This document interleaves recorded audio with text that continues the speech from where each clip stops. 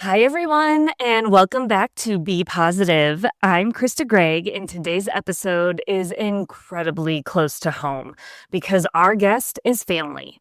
Ashley Lytle is married to my cousin Jeremy, and together they've walked a road no parent ever expects to travel. Ashley is the mom of two amazing kids, Kaylee and Connor. And Connor's story, it's one in a million. Literally, from a complicated pregnancy and a very early delivery to a completely unexpected set of challenges that reshaped their family's entire world. Ashley has lived through some of the hardest, most beautiful, and most transformative moments of motherhood. In today's conversation, Ashley opens up about the kind of grief no one prepares you for and what it means to love your child fiercely while living with uncertainty.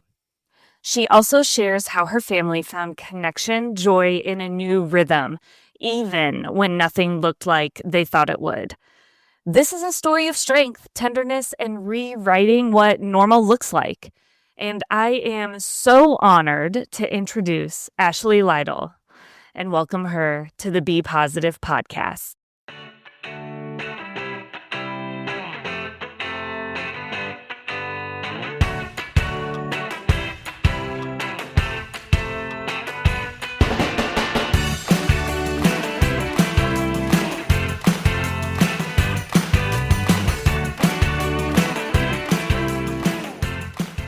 Hi, everyone. This is Krista Gregg, and welcome to another episode of Be Positive, where we are bringing some fantastic stories where we don't hide away from the darkness, and we also just share some unique stories that have hope and transformation and hopefully inspiration for anyone who is listening. And today I am so excited to introduce Ashley Lytle, and Ashley is family. And this one hits close to home for me, guys. Ashley is family. She was married to my cousin Jeremy, and they have a really, really awesome kiddo named Connor who has surpassed all expectations, has completely redefined their family. And it's a one in a million kind of story where we are going to be talking with Ashley about everything that her and the family have gone through. So I will leave you all wondering, where are we going? And first, let Ashley introduce herself. Hello. Yes, I am Ashley, and Krista's not joking when she says one in a million. Quite literally, Connor is one in a million, and we'll explain what that means. Obviously, I love you and Jeremy very much, but Connor is just so sweet. So, what exactly are we going to be talking about without too many spoilers, Ashley? Tell us a little bit about Connor. Sure. Yeah. Connor, our second born, is a very special and rare little man because he was diagnosed with a very rare form of dwarfism, and it was an unexpected diagnosis. So yeah, just definitely changed our lives, changed our family dynamic, had us going through things we never expected to ever have to go through or deal with, things that a lot of people don't ever think they'll deal with or want to, but that's the hand that God dealt us. So here we are. So, let's talk. You do have a firstborn, Kaylee, who's so sweet, and our daughters get along so well. And then you had the incredible news that you were pregnant again. So let's start there. That is where the story starts, and finding out you're pregnant and imagining life with a second kid. Yes, absolutely. Kaylee even helped pick out his name. Oddly enough, she was really into PJ Masks at the time, and she thought we should name the baby Catboy. But then we realized Catboy's alter ego is Connor, and we all really liked that name. So yes, very exciting. Like, she was excited to have a sibling. We're excited to have another kid. I was an only child, so Jeremy had a brother very close in age, and so he's excited that we're gonna have a second. So we start, going through the normal pregnancy routine, and, we get to the point where I believe it was January. I was supposed to be doing May. And in January, we go to have the ultrasound where they're taking all the measurements, and we're probably going to find out the gender. And like, it's taking them a long time. And I'm like, is this supposed to take this long? Like, what's going on? And usually, of course, the ultrasound techs can't necessarily tell you everything. And she was just like, well, I'm not going to be able to tell you the gender today. She said, it just seems like maybe things are measuring a little smaller than normal. And so they referred us to specialists in Omaha, and we had to go up there and they kind of check things out. We were able to find out the gender then, that it was a boy. And so, of course, all the things of like, maybe they'll play football or basketball. Like this is Jeremy's, because he's the athlete. So, you just like all those things with a boy that you think, like, oh, so exciting. And then we'll have one of each. We'll have a girl, we'll have a boy. This is gonna be great. Um, and at that time they were like, hey, we don't necessarily see anything majorly wrong. Like your last child was small. This one will probably be small too, so away from there. But they wanted to kind of closely monitor. So then it was about a month later in February, we were having another checkup and they were like, hey, there's an issue. I was diagnosed as being IUGR, uh, intrauterine growth restriction is what that stands for. Yeah, no, I had no idea what it meant. And so essentially, yes, there was issues with the growth. It was very, very slow, measuring much smaller than normal at that stage of a normal pregnancy. And then also something having to do with like the blood flow, I think, back and forth between like the placenta and the baby. Don't ask me technical specifics on it. But anyway, something where they said they have to keep a super close eye on it. And I had to go from having just normal pregnancy experience to 2 ultrasounds a week. We were talking about this earlier. I was so excited when I was pregnant for my ultrasounds, and I feel like I maybe had 3, but every time that's when you go see your baby and you're like, I had so many pictures, so many pictures. I mean, 2 a week, that's a lot. Yes. And so one, like we were doctoring here in our just little local small town of like 7,000 people. So we don't have like all the, a specialist here. You just go to your regular family doctor. So we had one ultrasound here in town, and then we had to travel anywhere from an hour and a half to 2 hours for the second one every week to see the specialist from Omaha. So yeah, so it was a lot. But the other thing they told us is like, hey, every time you do come to us, we want you to have your bags packed and ready, because if we see that there is an issue where something about the blood flow, like backflowing or something like that, they said like that's emergency, get the baby out right now, because it's a danger, I think a danger to me and the baby or something like that. So yeah, which was kind of a scary thing for them to tell us. You're on edge. Not only are you pregnant, but then you're on edge every two days a week wondering what if, and you're ready for that emergency situation. How did you manage that? For me, like, yes, like in the back of my mind, I was always like, oh my God, I'm freaking out. But it was kind of like I went into like super mom mode. I don't know what you want to call it, but it was like, okay, like I got to have everything ready because I have a kiddo back here at home and she's going to preschool and I've got to have things set up for her. So I'm immediately like laying out like the master plan of like, okay, here's our emergency contacts. The day that they say go, here's where Kaylee's going to go. Who's she staying with? What does she have going on? Like just having everything laid out and then like getting as much of the baby room stuff going, because that room was kind of like a storage situation at the time, and like furniture half put together and like just and so it was like go mode, just trying to prepare everything that I could. And so, and yes, I was a terrible pregnant person too, nauseous constantly. Like always thought I was going to throw up. And so, yeah, trying to not throw up, but also putting together this emergency plan. And in the back of my mind being like, oh my God, what's going to happen? Like, I never thought I would be one of those people in that situation. You hear horror stories about pregnancies, and now I'm in one. It is your body growing this extra human inside you, and you are nowhere in control. Like the idea Right. that you know what's going on is out the door. Yeah. Yeah. It's scary. And I mean, yeah, my first pregnancy was everything about it was totally normal, other than she was a little smaller than normal. She wasn't even 6 pounds, but like, Yeah. there was no concern, so this was just completely new territory for us. And and they had told us too that the baby's probably going to have to be born in Omaha. So that too was also like, that's 5 hours from home. So, that also is just like, oh man, like our daughter probably won't be able to be there regardless of what the situation is when he's born either, so there was just a lot of unknowns, but also trying to plan for the unknown. And it is just, yeah, it was a crazy time. And so that the 2 ultrasounds a week went on for a month before we kind of got different news. Yeah, so every other week, they'd really take a closer look at the measurement of his growth at every other specialist visit. And so it was the beginning of March, and they said, hey, your baby really hasn't grown in the last 2 weeks. So it wasn't like a backflow emergency situation, but they said, at this stage of your pregnancy, babies can do okay.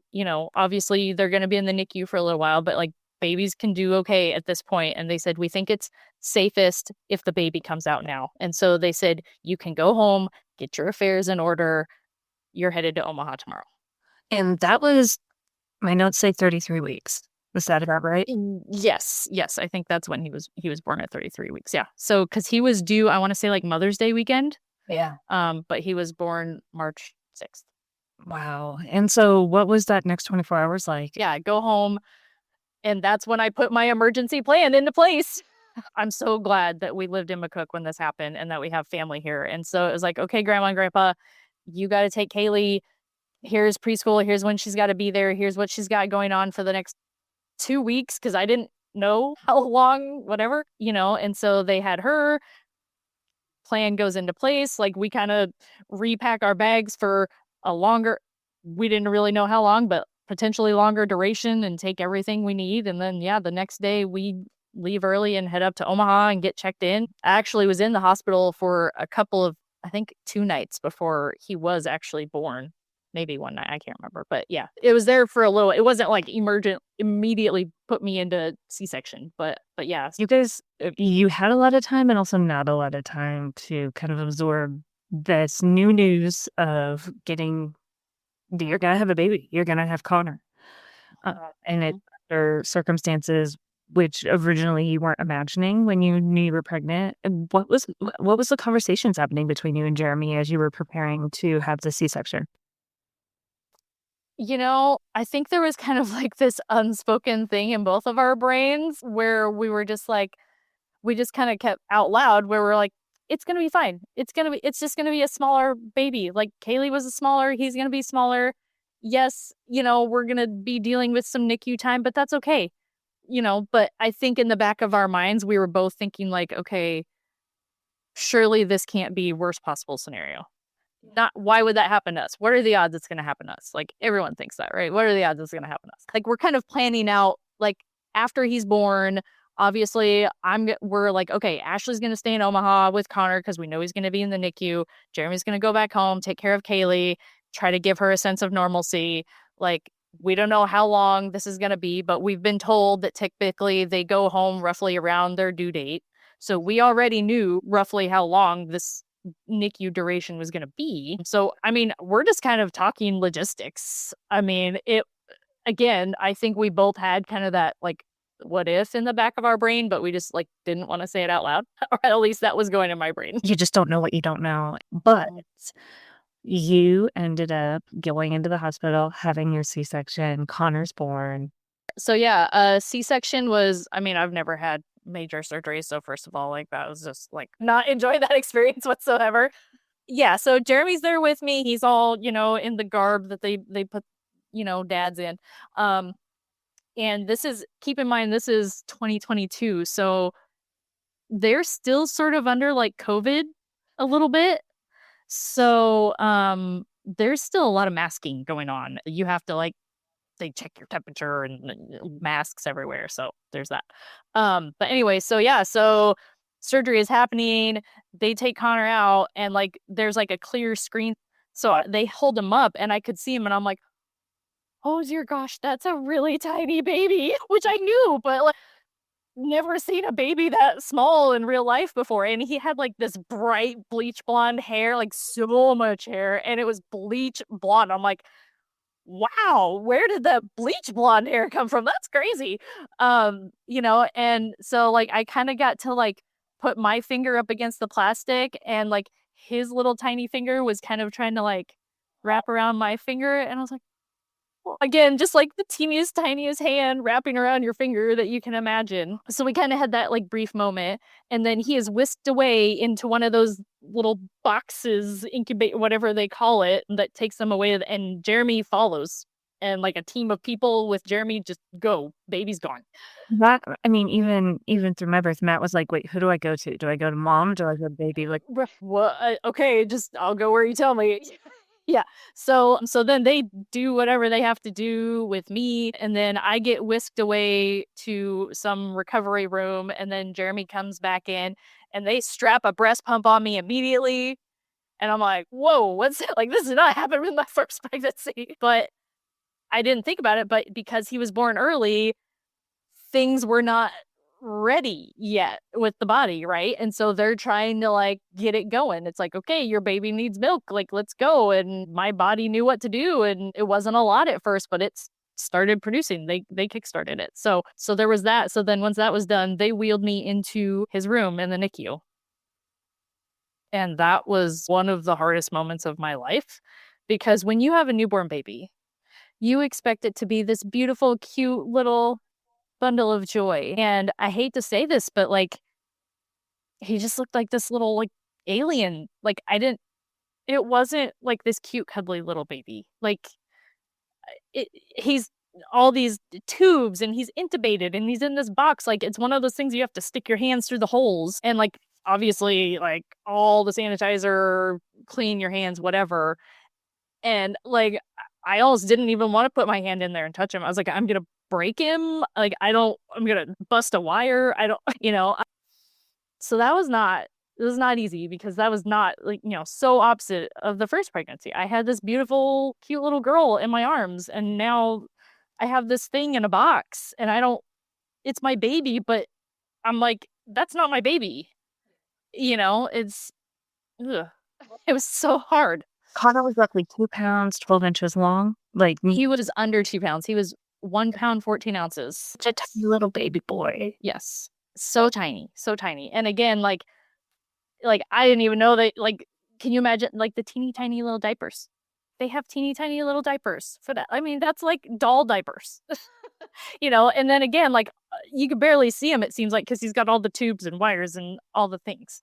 Um, so that was really hard, and like reality all of a sudden set in.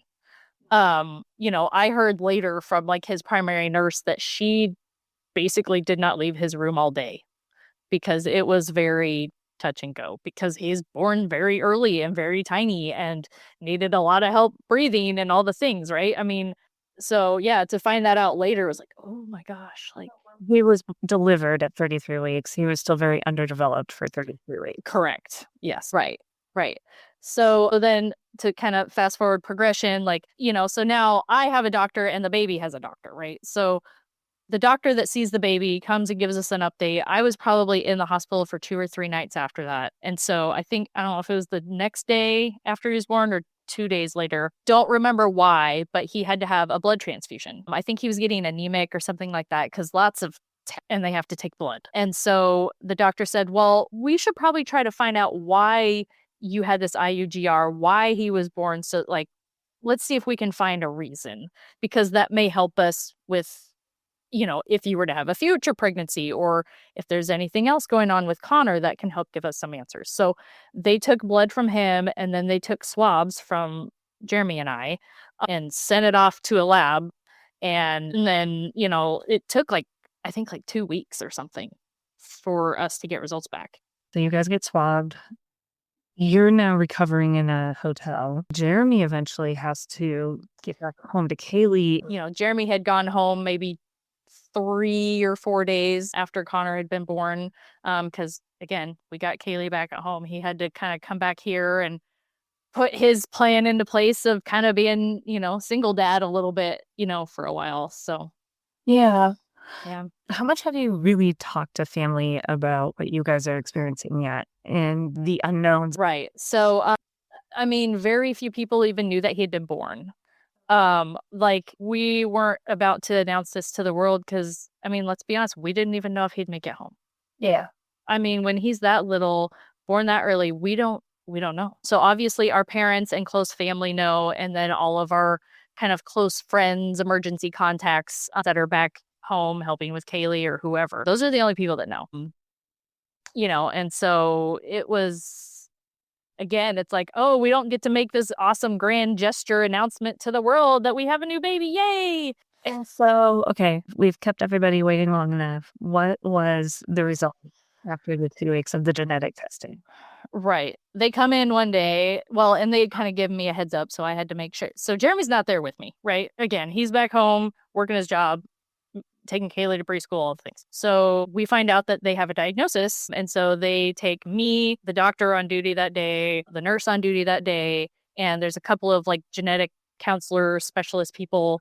And then, so we all go into a room, and I'm like, oh, this doesn't seem comfortable. This feels like it's going to be bad. And then I just have to call Jeremy on speakerphone. So I don't even know how much. I think he was able to hear most of it or the gist of it, but honestly, I don't even know how much of it he heard.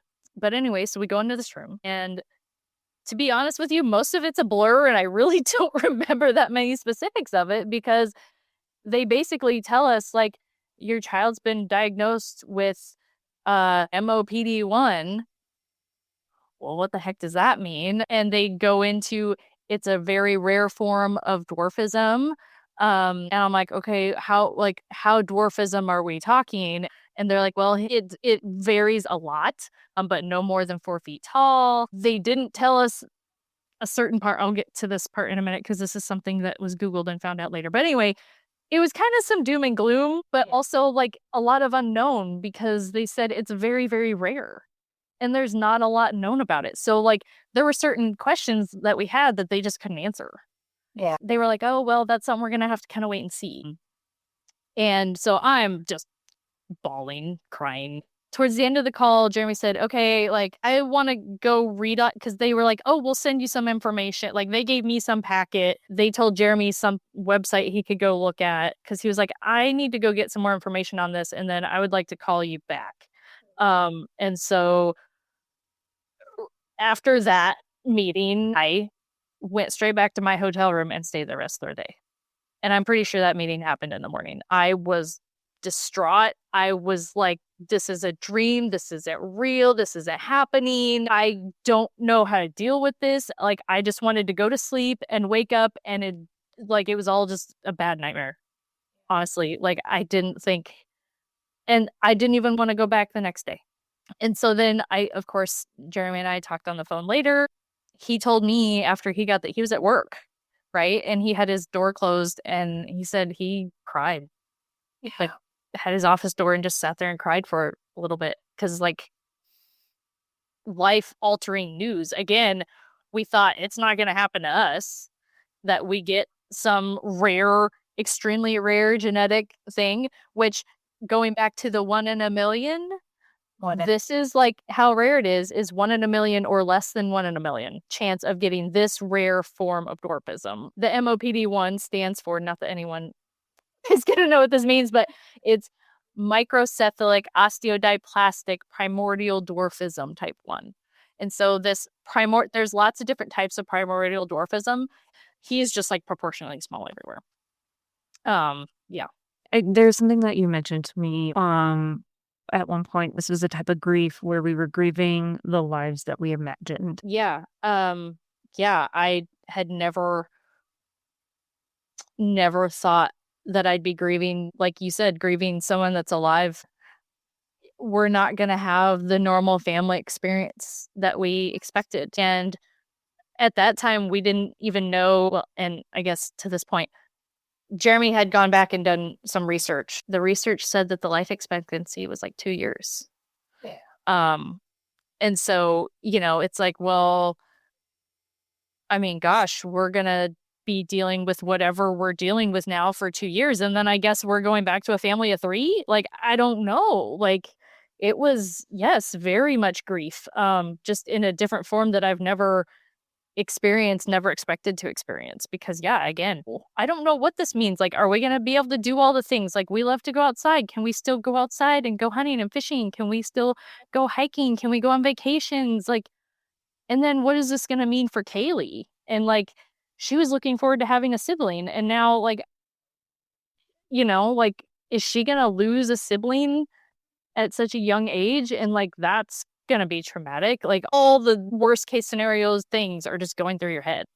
And so, yes, grieving that normal life that we thought we were going to have with a boy and a family of 4 is just, yeah, that was just gut wrenching. And at this point too, you haven't really been able to bond with Connor in a way physically like you have when you have a healthy baby born, where you can cuddle them and you have, body to body contact and you're able to breastfeed and some of those things. So you're already having a hard time bonding, and then you get this news. What was that like from a really closing yourself off and protecting yourself? Well, right. So yeah, like I didn't even get to hold Connor until I think it was around he was 2 weeks old or so. Um, yeah, because they have to wait until he's a point where he's stable enough. And so then one day they were like, "Oh, would you like to hold him?" And I was like, "I could do that, but he's covered in all these things, and he was still intubated. And they said, "Well, yes, like it takes about 3 of us, but you can hold your baby." And they actually skin to skin contact is huge in the NICU. Like they are like, you hold your baby as much as you want to, as long as you want to. Like they will make it happen because that is very important in a baby's developmental whatever in the very early stages, and especially one that's already starting out behind. That's huge, but also, bonding, whatever. So I was definitely hesitant, but I was like, I mean, yeah, like skin to skin to, yeah, okay, yeah, bring it on. And so I sitting in this chair and they bring him over, wires and tubes and all, and they kind of just set him on you. And again, like I'm basically just wearing a shirt with a bra because again, skin to skin. And so then like they kind of get in place, and then I can just kind of put my hands on him, and then you just like don't move. You feel like you can't move like even an inch because you're afraid like a wire is gonna come off, or he's gonna become like unintubate himself, or like something bad's gonna happen. And there's like monitors that you're always watching. Like that's another thing I don't think we talked about before, is like there's monitors that you can always watch their heart rates and their oxygen levels, and there's always beeping going on. Like it's just you can get fixated on it, and so like yeah, I'm just sitting there and I'm like I can't move. And like again, it's weird because like this should be bonding time, right? And in a way, yes, but also mentally, I was, again, based on the information I've been given, I was like, okay, I'm just doing this to give him the best life possible while he has it. I, okay. I'm doing this because this is what I should do, right? Like, I don't want to say I didn't love my baby, but like, it was just this very weird, surreal emotion. Like, I don't even know how to describe it. There's no right or wrong here. You are in a emergency mode where you're trying to figure this out, and nothing about this is normal. No, no, absolutely not. I mean, and I'm sure other NICU moms can relate. So, like, there's a certain beep that, like, if their oxygen or heart rate drops below certain rates, there's different beeps for different things. And so every time, like, the bad beeps start, you're immediately like, oh my God, what's happening? And then you're waiting for, like, a nurse to come in, like, hello, get in here. It is scary. There was actually one time there was a nurse in there doing something with him, and he somehow took the tube out, like he had been intubated, and somehow it came out. And the whole swarm of nurses came in, and they're all like doing things. No one told me what was happening, which is fine. Like, deal with him. But I was like, I feel like maybe I shouldn't be here. Like, even though I'm just in the corner and I'm probably not in the way, I feel like I shouldn't be here. So I like sneak out and I go off to like this little family break room, and I'm like crying because I'm like, is he dying? Like, what is happening? I don't know. I'm freaking out. And so like some other nurse comes in. I think they knew I left, and checks on me, and she's like, hey, everything's okay. The tube came out. They've got him reintubating. They're getting him reset, calm back down. You're fine to go back in whenever you're ready. And I was like, okay. Like just like things like that. Like just on a moment's notice. There's a lot of advocacy for Connor, right? He's in the NICU. There's a lot of people looking out for him. Was there anybody in the hospital healthcare system, anybody there that was also advocating and looking out for you? The nurses were amazing.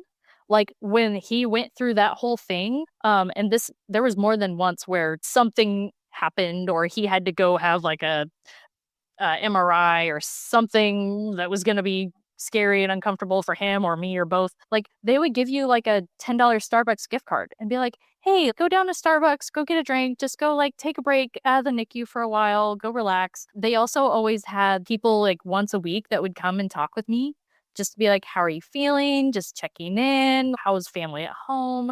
And so there was one night where I was trying to leave, but then like he started crying and I'm like, I don't feel like I can just walk away. And so like I pick him up and of course like you can't like walk anywhere really because again, tubes, wires, whatever. So I'm holding him and I'm trying to calm him down and it's just not working. And just all of a sudden just I'm waterworks tears and I'm stressed, I'm overwhelmed, I'm tired. I'm like I don't know what to do and like one of the nurses came in and she just had to talk with me and she was like this is normal, mom. Like, you're doing amazing. And she's like, you're here. That's enough. She gave me this whole, I can't even remember her speech, but she was like, go home, go take a bath, go take care of yourself.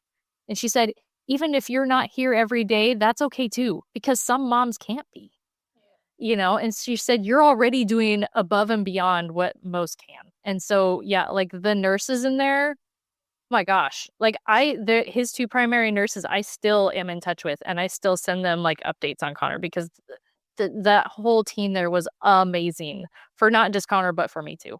So at what point was it okay for Connor to come home, and what was that transition like? Yes. So for normal NICU babies there is like a weight of I don't know if it's 4 or 5 pounds, somewhere in there. But of course, given Connor's unique situation, we know like his growth was like grams a day. Based on his diagnosis, he would sometimes gain too much weight in a day. Didn't even know that was possible for a baby to do. That just blew my mind.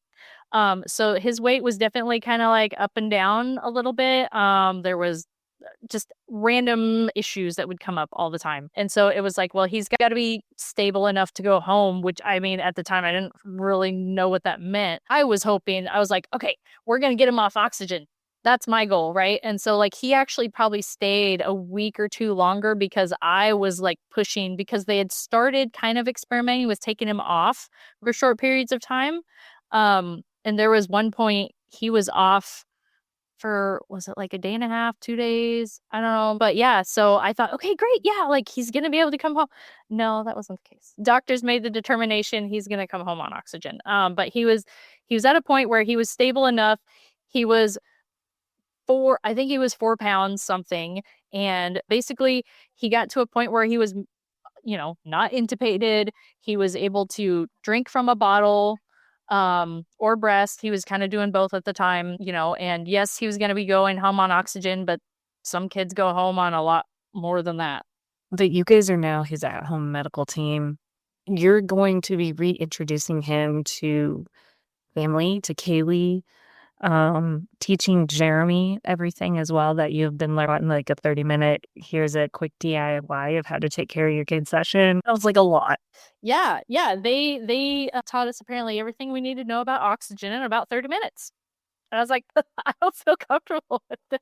That was very intimidating. And like, they're like, okay, we're going to send you home with all these big, heavy tanks of oxygen. And here's how you connect this and do this. And they're like, it's easy peasy, no big deal. And I'm like, no, it's a very big deal. This is how I keep my child alive. There wasn't much for an instruction manual, and it was like, so like this monitor that I talk about at the hospital, like basically one came home with us, right? So he was always on a monitor at home that told us his oxygen and his heart rate. And it's like, oh. So yeah, so like all of a sudden, like we have to learn how to use this, what I thought was complex medical equipment. Probably wasn't that complex. Once you figured it out, it was pretty easy, but very intimidating, very intimidating. Something that kind of happens around the same time, getting ready to go home again, going back to not everyone knew Connor was born, right?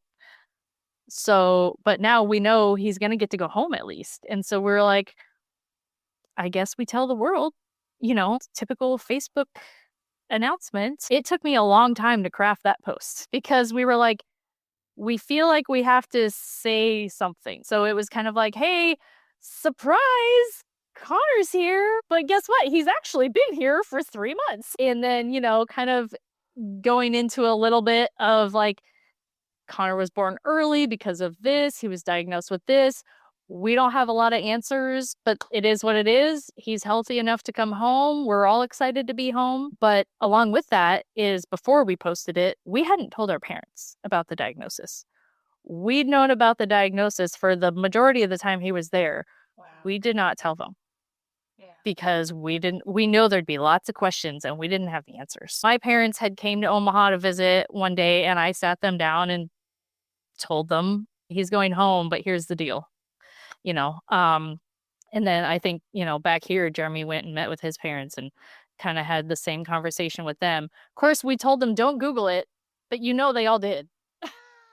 Right? We were like, don't Google it. It's bad. Don't Google it. But I'm sure everyone on Facebook did too. Well, and there's not a lot of study, not a lot of diagnosed with this. So really, I mean, it's so rare. You're not going to find much anyway. But yeah, it's out there. So how was Kaylee's reaction to meeting her baby brother? Yes. So she did get to meet him. It was Easter weekend and she got to meet him. So kind of roughly halfway through. And she was, well, first of all, we prepared her. Granted, she didn't know any different. So for all she knows, this is how every baby is born and has to deal with. But like we were kind of preparing her for like, okay, like, and they even had like a counselor who works with kids, like especially come talk with her with us. Like you're going to see the baby.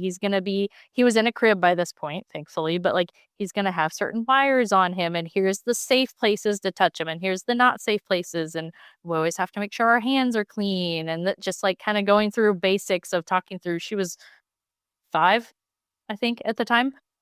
So, but we got in there and she just like, at this point, he looks a little, more like a normal baby, just very small, right? So he does look like this cute little bundle of joy. And so she was just like beaming. Like I have a picture of her sitting in my lap and then she's holding him and she just has the sweetest little smile on her face. Like she was just so proud of her holding her little baby brother.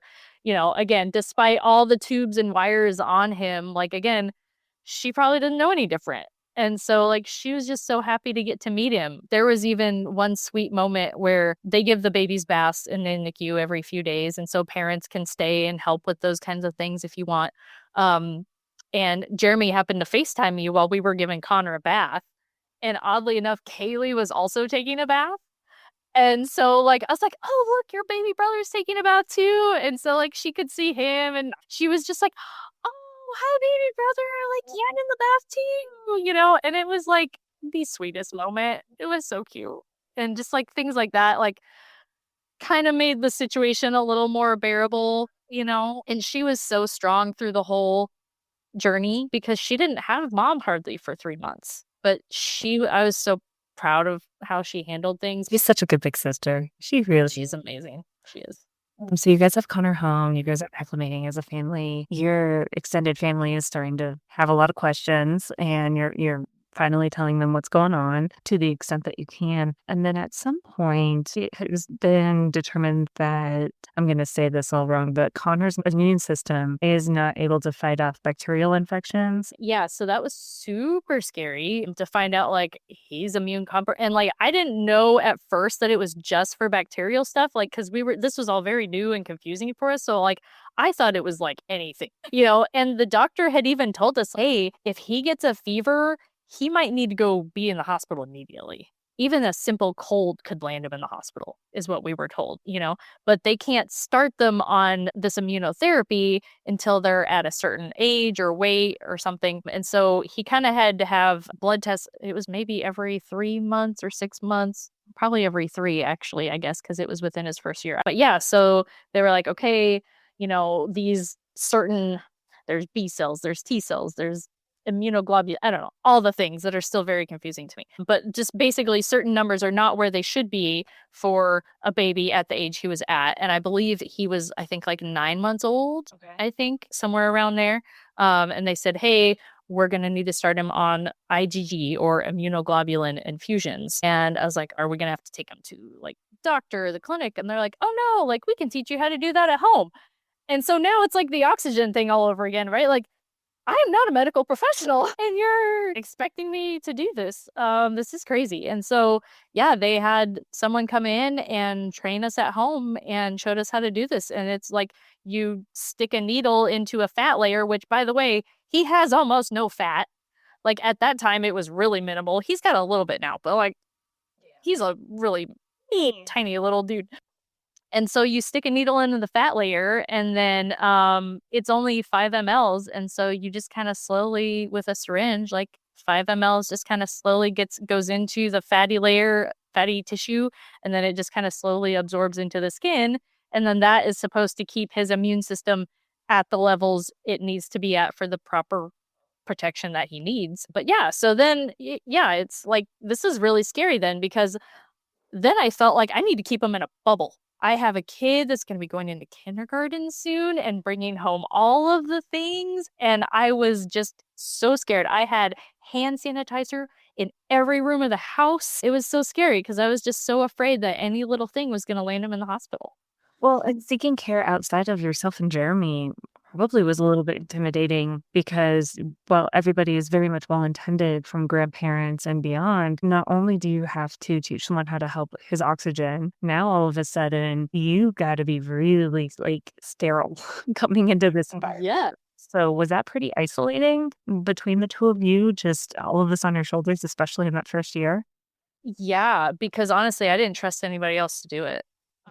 With a lot of stuff. Like we did find let's see, he came home in May and by December I had finally found like an in-home person to come help watch him because I wanted to go back to work. I had been on my maternity leave since May and I was like, I gotta get back to work. I need another purpose. Like this is driving me crazy. And so like she had some medical background, so like she kind of was okay with managing the oxygen because like I couldn't just pick him up and take him anywhere in the house. He's attached to tubes. So if you want to take him to another room, you got to like take the big concentrator with you or hook him up to a tank.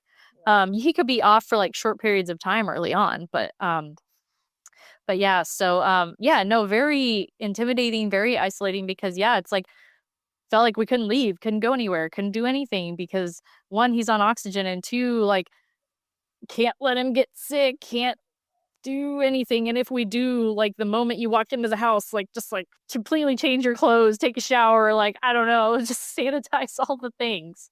I probably overdid it, but at the time I didn't know. Yeah, I mean, your sole purpose at this point, Keeping him alive. and at that 1 year part, you mentioned at one point to me that that's when you really started opening yourself up to bonding with him. Was there a moment that really struck for you, or were you finally starting to not be on edge as much anymore? Uh, as time went on and he kind of slowly started to get to be like his oxygen levels were really like being really steady. He was able to be off of oxygen for longer periods of time. That was helpful just because that granted us more freedom. Right. One thing. There was one day we were out on a walk as a family, and Jeremy is like Mr. Goofy. Anyone that knows Jeremy knows this. And Jeremy was kind of like making faces at him or whatever. And he just started laughing and like I had never heard him laugh. Like he'd like laughed and smiled a little bit before, but this was like huge, like belly, uncontrollable laughter. And like it was just to see him light up like that. I was like, this is what this is what you want, right? Like this is what I want to see out of my baby is like happy, like the baby giggles. Like everyone loves the baby giggles, right? And so like that was one thing that I think really helps me like, oh my gosh, like this is sort of normal. Then we started doing a lot of therapies when he came home, right? Like we started doing occupational therapy and physical therapy and I started to finally see a little bit of progress. It was really slow going for a while, but like once he was able to kind of start like sitting up a little bit on his own and rolling over a little bit and just starting to kind of like progress, I was like, okay, he's starting to get some personality. Like there's some smiling going on. He's started to like interact with us a little bit more. I think that was when I started to be like, maybe I can open up and start bonding with this. And then, like I said, like I told you, like 2 years, right? And so like in a way, I felt like I was holding my breath for the first 2 years of his life, right? Because you're like, I don't know, right? At any moment, again, a simple cold could land him in the hospital and that could be it. I don't know. And so when we got to his second birthday, look at this kid. He's doing great, you know? So that was, again, it was kind of a slow progression, just little things here and there. But getting past that 2 year doom and gloom 2 year mark really, really, really was huge for us. And now he's over 3. Walking, he's running, he's climbing everything. You guys, is like just rambunctious, crazy little boy. One of the things that I wrote this down as a quote of something that you said in our pre-meeting, which was, I know he's going to be behind, but I want to give him the best chance he can to catch up. And with all of the different ways that you are supporting him physically, mentally, I mean, emotionally, all of the love and support that you guys have rallied around for Connor. I mean, I think it's so incredible. You're at the 3 year mark. And you're looking forward even further into the future of what life could look like for Connor. Right. What do you hope for him? What do you see for him? I mean, that's really hard to answer. You know, like, can I say, like, he may get married someday, that he may have a job someday? I don't know. I don't want to say no, but like, I know that he's going to be Mr. Social. I can tell you that because he already is. So while he's going to be, I know he'll be behind in school, at least for the early years of school, he's going to do great because he's already very popular at daycare. So, you know, I guess I don't know. I have a hard time answering that. You do have a really good support group, though, on Yeah. Facebook with a lot of different moms who have different varieties of MOPD1. But what we haven't covered yet is you guys have also recently found out, and I don't know how recent it is, but that MOPD1 is the more severe side of this genetic dwarfism, and Connor is now being diagnosed as a less severe. Yes. What Yes. does that mean to you? Yes. So, a couple years ago, and by the way, we've been blessed that our genetics doctor in Omaha is actually one of the experts on this crazy rare thing. Like her name is on research papers. That's how so we're lucky to have someone who knows about this, knows how to treat it, everything. So they came out with a research paper that she was a part of a few years ago. And it's a little bit of like, it just kind of talks about all the different typical things that they look for when diagnosing it. And then there was like, what really spoke to me was there was this chart. And so the gene that's affected is called RNU4-ATAC. And so it's a wide spectrum. There's a few different names of diagnosis. So there's MOPD1, there's Roifman syndrome, Tabby-Linder syndrome. There's all these different things at different points in the spectrum. And so, yes, MOPD1 is what he was officially diagnosed with on paper, because at that time, they didn't have a ton to go off of and they were still learning about it. And so they had the genetic code, genes, whatever, to look at. And then they had, you know, how the pregnancy went with the IUGR and his small growth and just certain physical characteristics about him. That's all they had to go off of. But when you looked at that chart and where he was at, and I think he was probably around 2 years old at the time, somewhere in there, 2.5. He did not meet all these crazy severe criteria that was under the MOPD1 category. And there was like this other column. It was literally called other. And I was like, I feel like he kind of fits into this. And when I talked to his genetic counselor, she's like, yeah, I do too. And so now when they diagnose these kids now, they are not very quick to throw out that MOPD1 unless they have very specific gene numbers or something like that. I'm not going to say it right. And so they just call them having RNU4-ATACopathy, which is a really weird thing to be diagnosed with. But so Connor is very much on the more like mild to moderate part of the spectrum, which we are very, very thankful for, because again, not the doom and gloom that we were originally told. Like he's walking, he's not talking, but he's making sounds. Like, so I'm confident he will talk someday, you know, and he's, like I said, very much a typical little boy that's like getting into all the cabinets and throwing things everywhere and climbing on anything he can. And he's very ornery. Like you tell him like, don't do that. And like he turns and gives you this little smile and then just like keeps going. Yeah. Like So yes, to just like learn that like what I was reading on this paper and what I was feeling in my mind, how I'm like, I don't feel like he's as severe as what he was made out to be. And then have the doctor to confirm that is like, okay, like this is amazing. Like, thank you. And I feel very blessed because I know very many other families, like you said, in this support group. We have a small Facebook group of other families who have kiddos affected by the same gene.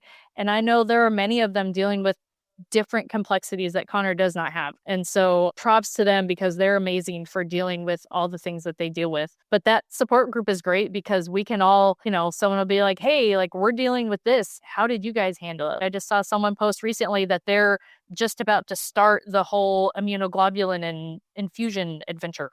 And so they were asking for feedback and like, what's the process for everyone? And so we're all kind of trying to help each other out. And so it's really great because there's a very small pool of us all going through the same thing. And so we can all kind of help each other out and be like, well, we tried this and this worked for us, but maybe this will work for you or whatever. So yeah, it's been a nice little support system, but he's got amazing therapists in town here too. Like we live in a small little rural place, but like his therapists are great. We have a great OT that comes into our home. We have speech therapy we go to. We have great physical therapists that we go to. There's an early development network in Nebraska, and they have an OT that comes from the school to meet with us every other week. And she's going to be the one that works with him all the way up until he's a senior in high school. Most of his doctors and therapists and everyone are women. So he's got like all these ladies that he flirts with, and he's just like, they do amazing with him. Like they're coming up with creative ways to help him do things. I mean, something as simple as like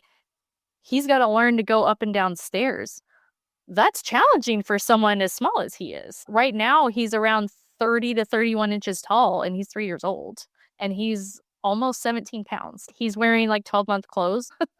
So, like we have a lot of unique challenges. For example, we're going to start trying to potty train soon. Oddly enough, I found underwear that fits someone as small as 6 months old. And that's apparently the size that fits him is the 6-month undies. Like these are these teeny tiny little undies. They're so cute. But like that's just one example of like a unique challenge. Like I can't just go to the store and buy him underwear.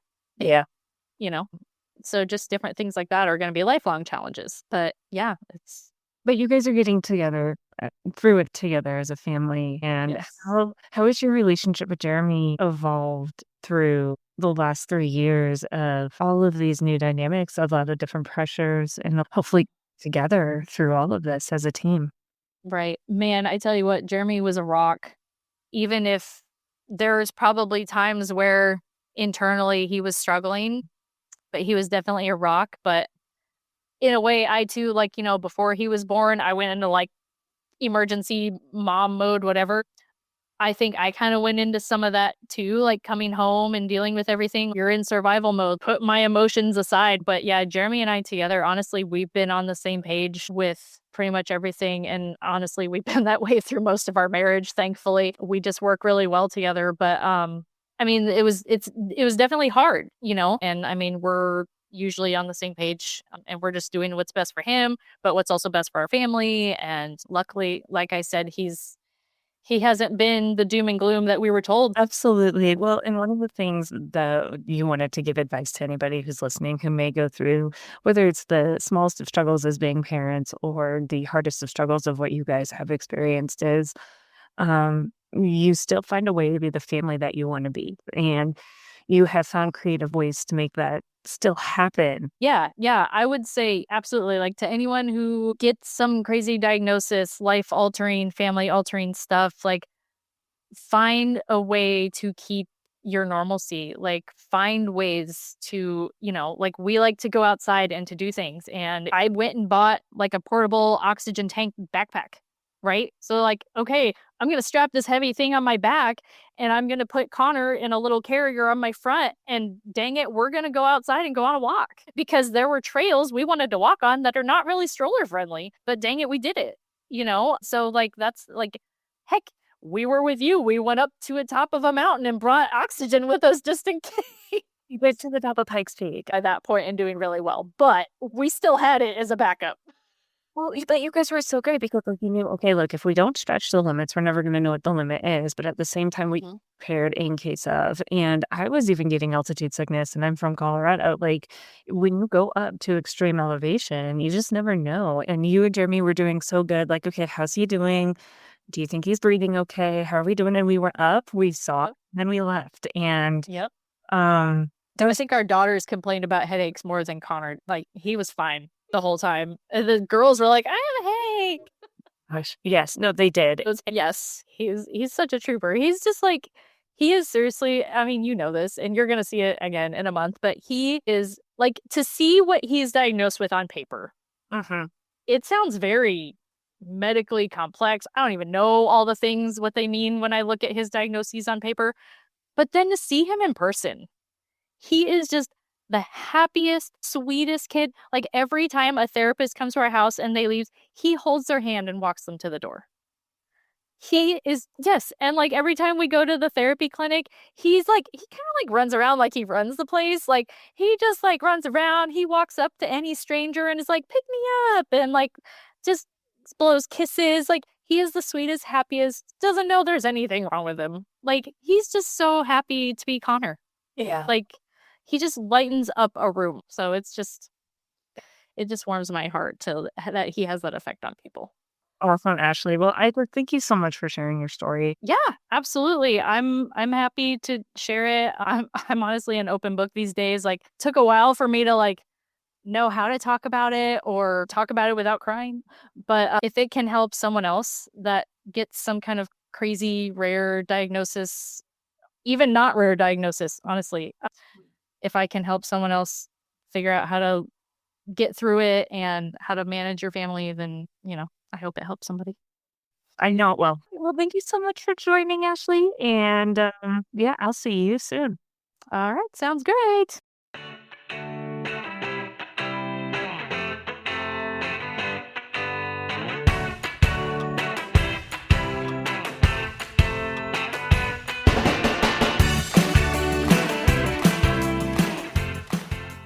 Thank you so much for listening to this episode of Be Positive. Feel free to visit brightskyhouse.com and take a look at some of the other episodes we have for Be Positive or our sister podcast, She Diaries, where we discover stories behind women who have lost their husbands to suicide. Additionally, if you would like to be the first to know about any future episodes or news from Bright Sky House, make sure to subscribe to our e-newsletter at brightskyhouse.com, and we will send you a free guide to identify and understand the symptoms of depression in men, women, and non-binary individuals. It's an important guide. It's always important to be informed and stay in tune with others around you. Thank you so much. This is Krista Gregg with Be Positive.